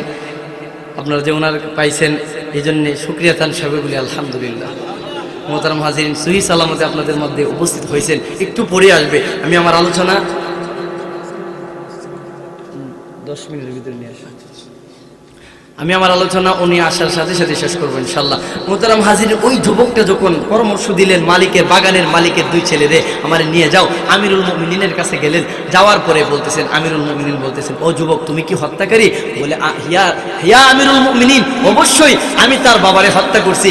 এই মুহূর্তে আপনি যে রায় দিবেন আমি মাথা পেতে নিব, যদি আমার মাথাও দিতে হয় আমি মাথা দিয়া হলেও আমি নিষ্পাপ হইয়া আমি আল্লাহর সামনে দাঁড় হতে চাই। মোহতারাম হাজিরিন, ওই যুবক কেমন সত্যের উপর অটল ছিল। আমিরুল মুমিনিন যখন এই কথা বললেন, আমিরুল মুমিনিন বিচারের কার্যক্রম শুরু করলেন। বিচারের কার্যক্রম শুরু করলেন। ইসলামের আইন অনুযায়ী হত্যার বদলা হত্যা, মাথার বদলা কি করতে হবে? মাথাই দিতে হবে। এই রায় যখন দিয়ে দিয়েছেন, যুবকরে বলতেছেন, ও যুবক, আগামী শুক্রবার তোমার নামাজের পর তোমার বিচারের কার্যক্রম শুরু হবে, তোমার ফাঁসির কাস্টের কাজ শুরু হবে। অতএব তোমার কোনো মনের চাওয়া পাওয়া আছে কিনা, তোমার মনের কোনো আশা আছে কিনা, যা পূরণ করতে হবে তুমি বলো, যদি তাকে আমাদেরকে বলো, আমরা তোমাকে সুযোগ দেব। ওই যুবকটা বলতেছে, চোখের পানি ছাড়তেছে, কান্না করতেছে, আর বলতেছে, ইয়া আমিরুল মুমিনিন, না, মদিনা থেকে 350 মাইল দূরে আমার বাড়ি। এই মুহূর্তে আমি আমার মনের সেই আশা আকাঙ্ক্ষার কথা আপনার কাছে বলবো, আপনি কিন্তু রাজি হবেন না। ওগো আমিরুল মুমিনিন, আপনি অবশ্য আমার মনে হয় আপনি আমার প্রস্তাবে রাজি হবেন না।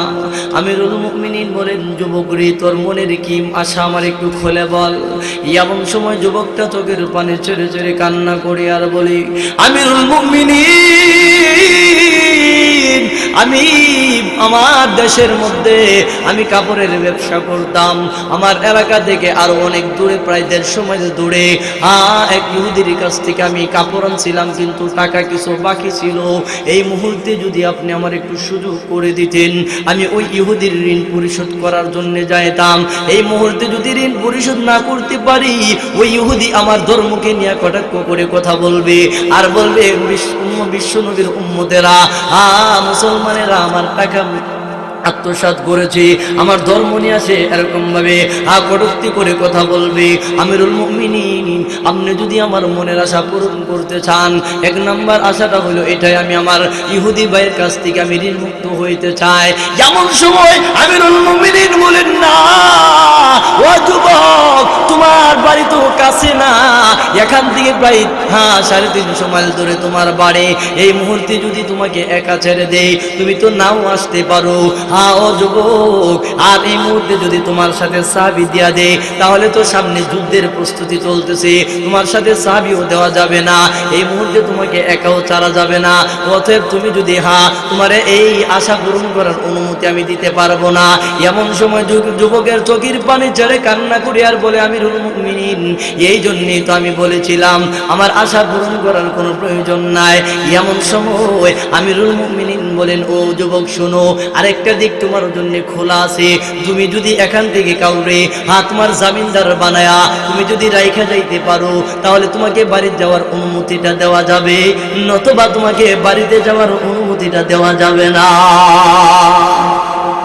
যুবকটা চোখের পানি টানে আর কান্না করে আর বলে, আমিরুল মুমিনিন, এখানে তো আমার আত্মীয় স্বজন বলতে কেউ নাই, আমার ভাই বলতে কেউ নাই, আমার পাড়া প্রতিবেশীও কেউ নাই। কে এমন আছে যে আমার জামিনদার হবে? না আমিরুল মুমিনিন, আপনি আমারে বাড়ি যাওয়ার অনুমতি দেওয়া লাগবে না, এই নেন আমার মাথা আপনি নিয়ে নেন, আমার মনের আশা পূরণ করা লাগবে না। এমন সময় ওই মজমা থেকে একজন লোক দাঁড়ায় গেলেন। ওই লোকটা অন্য কেউ লোক না, ওই লোকটা হলো হযরতে আবু যর গফারি রাদিয়াল্লাহু তাআলা আনহু। আবু যর গফারি দাঁড়ায় বলেন, আমিরুল মুমিনিন, আমি আমার ভাইয়ের জামিনদার হয়ে গেলাম। মজমার সমস্ত মানুষ বলতেছে, ও আবু যর, তুমি যে জামিনদার হইলা বুঝে শুনে হইছনি, মনে রাখবা যুবক বাড়িতে গেলে যদি না আসে, বিনা দোষে কিন্তু তোমার মাথা দিতে হবে। কেমন আবু যর দেখেন, যে আবু যর রাসূলের খেদমত করতে করতে নিজের জিন্দেগি কাটায় দিছে, কিন্তু নিজের বাড়ি করার প্রয়োজন সে মনে করে নাই। হযরতে আবু যর গফারি খাদেমে খায়রুল বাশর, হযরতে আবু যর গফারি খাদেমে খায়রুল বাশর, खिदमतों में जिंदगी भर ना बनाया अपना घर, खिदमतों में जिंदगी भर ना बनाया अपना घर। ও কেমন সাহাবী আবু যর, কেমন সাহাবী, আল্লাহ নবীর খেদমত করতে করতে নিজের জিন্দেগি সবটুকু সময় শেষ করে দিয়েছে, কিন্তু বাড়িঘর করার প্রয়োজন মনে করে নাই। ওই আবু যর গফারি দাঁড়ায় গেলেন, এতগুলা মানুষের মজমা দিকে দাঁড়ায় গেলেন, ও আমিরুল মুমিনিন, আমার বাইরে আপনি বাড়িতে যাইতে দেন, আমার বাইরের জামিনদার আমি হয়ে গেলাম। এমন সময় সমস্ত মানুষ বলতেছেন, ও আবু যর, তুমি বুঝে শুনে আরো বুঝো, তুমি যে দাঁড়াইলা মনে রাখবা, ও না আসলে ওর জায়গায় তোমাকে ফাঁসির কাস্টে ঝুলানো হবে, বলে যা ইচ্ছা তাই করবেন, কোনো সমস্যা নাই। এই বলে যখন জামিনদার হইল, যুবক বাড়িতে গেল, ওই দিক দিয়ে জুমার দিন হয়ে গেল, জুমার না আজান হয়ে গেল, এখনো যুবক বাড়ি থেকে ফিরে নাই, এখনো যুবক বাড়ি থেকে আসে না, তারে দেখা যায় না। ওই দিক দিয়ে আমিরুল মুমিনিন বার্তাবাহক পাঠায় দিছে, যাও আবু যর গফারি নিয়ে আসো। ওই দিক দিয়ে তো যুবকের কোনো চিহ্ন পাওয়া যাইতেছে না, যুবক এখনো আসতেছে না। এই মুহূর্তে বিচারের কার্যক্রম শুরু হবে, জুমার নামাজের সালাম ফিরাবো একদিকে, নামাজ শেষ হওয়ার সাথে সাথে আবু যরের মাথা নেওয়া হবে। আবু যরকে বাড়ি থেকে নিয়ে আসো। যখন এই মদিনার মধ্যে যখন আয়ালান করে দিলেন, বিনা দোষে আবু যর আজকে ফাঁসির গাছটি ঝুলবে, মদিনার সমস্ত মানুষগুলো চোখের পানি ছেড়ে ছেড়ে কান্না করতেছে, আর এই কথা বলতেছে, আবু যর, কেন তুমি জামিনদার হইলা, কেন তুমি এই লোকের জামিনদার হইলা, এখন তো যুবক আসতেছে না, তুমি তো বিনা দোষে মাথা দিতে হবে। এমন ভাবে যখন মদিনার সমস্ত মানুষ কান্না করতেছে, ওই দিক দিয়া আবু যর হাসতেছে। এমনি ওই মদিনার লোকেরা বলে, রে আবু যর, সমস্ত মানুষ তোমার ব্যথায় ব্যথিত হইয়া কান্না করতেছি, তুমি বিনা দোষে তুমি আজকে মাথা হারাইবা, তুমি হাসতেছো রে আবু যর গফারি, কেন হাসতেছো? এমন সময় আবু যর গফারি বলেন, ও আমার সাথীরা শুনো, আমার মুখে কেন হাসি জানুনি? একটা কালেমাওয়ালা ভাইয়ের জিম্মাদার হইতে যায়া আমি আজকে মাথা দিব, এই জন্য আমি হাসতেছি। কেন একটা কালেমাওয়ালা ভাইয়ের কেমন দাম হাসরের ময়দান যেদিন কায়েম হয়ে যাবে, আল্লাহর নবী একটা কালেমাওয়ালা ভাইয়ের জন্য কেমন ভাবে জাবায় পড়বেন জানুনি? একটা মানুষ যখন বিপদে পড়ে যাবে, দুনিয়ার মধ্যে যখন একটা মুরগির বাচ্চাওয়ালা মুরগি যখন বাচ্চা নেওয়ার জন্য যখন কাকসিল আক্রমণ করে, যেমন ভাবে বাচ্চাটাকে বাঁচানোর জন্য মুরগটা জাপায়া পড়ে উড়ে যায় জাপায়া পড়ে, ঠিক তদ্রুপ ভাবে একটা কালেমাওয়ালা মানুষ যখন বিপদে পড়বে, আমার মায়ার নবী উড়ে যায়া তার সামনে দাঁড়াবে।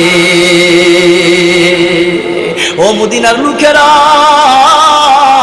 যেই কালেমাওয়ালা ভাইয়ের জন্য আমার মায়ার নবী এমন ভাবে জাপায় পড়তে পারে, কিন্তু আমি তো সাধারণ একজন আবুজর, আমি আবুজর হইয়া যদি আমার আরেকটা কালেমাওয়ালা ভাইয়ের বিপদে যদি না ঝোঁকায় পড়ি, আমি আমার ভাইয়ের জিম্মাদার হইলাম, ভাই আসলো না এই জন্য আমার কোনো মনে ব্যথা নাই, আমি আমার রাসূলের কাজটুকুন করলাম, এই জন্য আমার জবান দিয়ে হাসি আসতেছি। আমি একদিক দিয়ে মাথা দিয়া শহীদ হইব, আরেক দিয়ে আল্লাহর তৈরি জান্নাতের মেহমান আমি হব। এমন সময়ে আবু যর গফারী রাদিয়াল্লাহু তাআলা আনহুকে ফাঁসির কাস্টে তোলানোর জন্য যখন মঞ্চের মধ্যে উঠাবে, এমন সময় জল্লাদের চোখ দিয়া পানি, এমন সময় আমিরুল মুমিনিন বলেন, জল্লাদ, এতগুলো মানুষ তোমার হাতে ফাঁসির কার্যক্রম করাইলাম, তোমার চোখে কোনোদিন পানি আমি দেখলাম না। ও জল্লাদ, আজকে কেন তোর চোখে পানি রে? একটু খুলে বল তোর কি হয়েছে?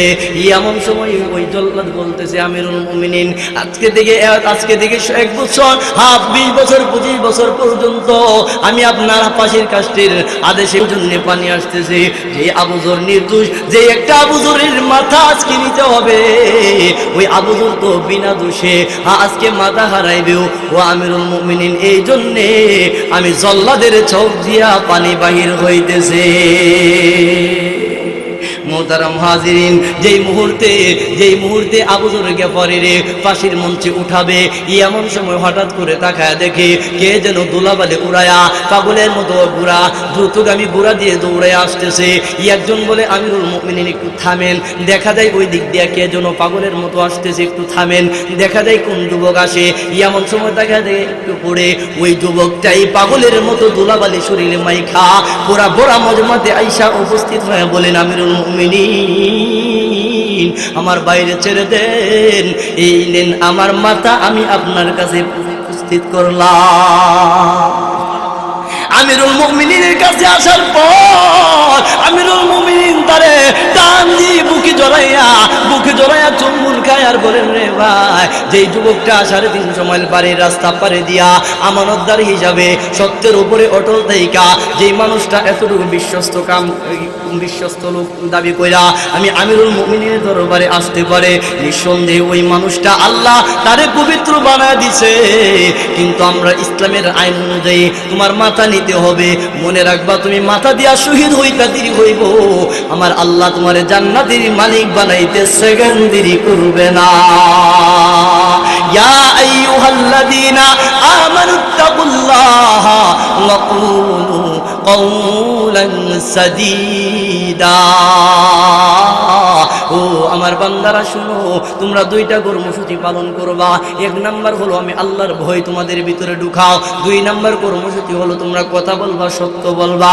কেমন সত্যের উপরে অটল ছিলেন দেখেন, সত্যের উপরে অটল থাকার পরে দেখতেছে মৃত্যু নিশ্চিত, এরপরে সত্যের থেকে পিছপা হয় নাই। মোহতারাম হাজিরিন, আমিরুল মুমিনিন টান দিয়ে বুকে জড়ায়া যুবকরে এই কথা বললেন, আল্লাহ তোমারে পবিত্র বানায় দিছে। মনে রাখবা, ইসলামিক বিচার অনুযায়ী তোমার বিচার করতে হবে। যেই মুহূর্তে যুবকের ফাঁসির কার্যক্রম শুরু করবে, এমন সময় ওই বাগানের মালিকের 2 ছেলে আমিরুল মুমিনিনের পায়ে গিয়ে বলতেছেন, আমিরুল মুমিনিন, যেই হাতে আমরা 2 ভাই, আমরা আমার বাবার হত্যাকারীকে আপনার হাতে উঠায় দিয়েছিলাম, যেই ভাইটা মদিনা থেকে 350 মাইল দূরে তার বাড়ি, যে তার সত্যের উপরে অটল থাইকা আবার রিটার্ন আপনার কাছে আসতে পারে, ওই যুবকটার ইচ্ছা করে আমার বাবারে হত্যা করতে পারে না। এই মুহূর্তে আপনার কাছে যেই হাতে আমরা তারে উঠায় দিয়েছিলাম, ওই হাতে ভিক্ষা চাইতেছি, আমরা তারে নিজের ভাই বানায় নিলাম। এই মুহূর্তে আপনি মাফ করে দিন, আমরা তারে বাড়ি বাড়িতে নিয়ে যা। মোহতারাম হাজিরিন, দেখেন সত্যের উপরে অটল ছিল, কিন্তু লুকোচুরি করে নাই। এরপরে আল্লাহ রাব্বুল আলামিন দুনিয়ার এই মৃত্যুর মুখ থেকে আল্লাহ তার হেফাজত করছেন। এটা কি জন্যে?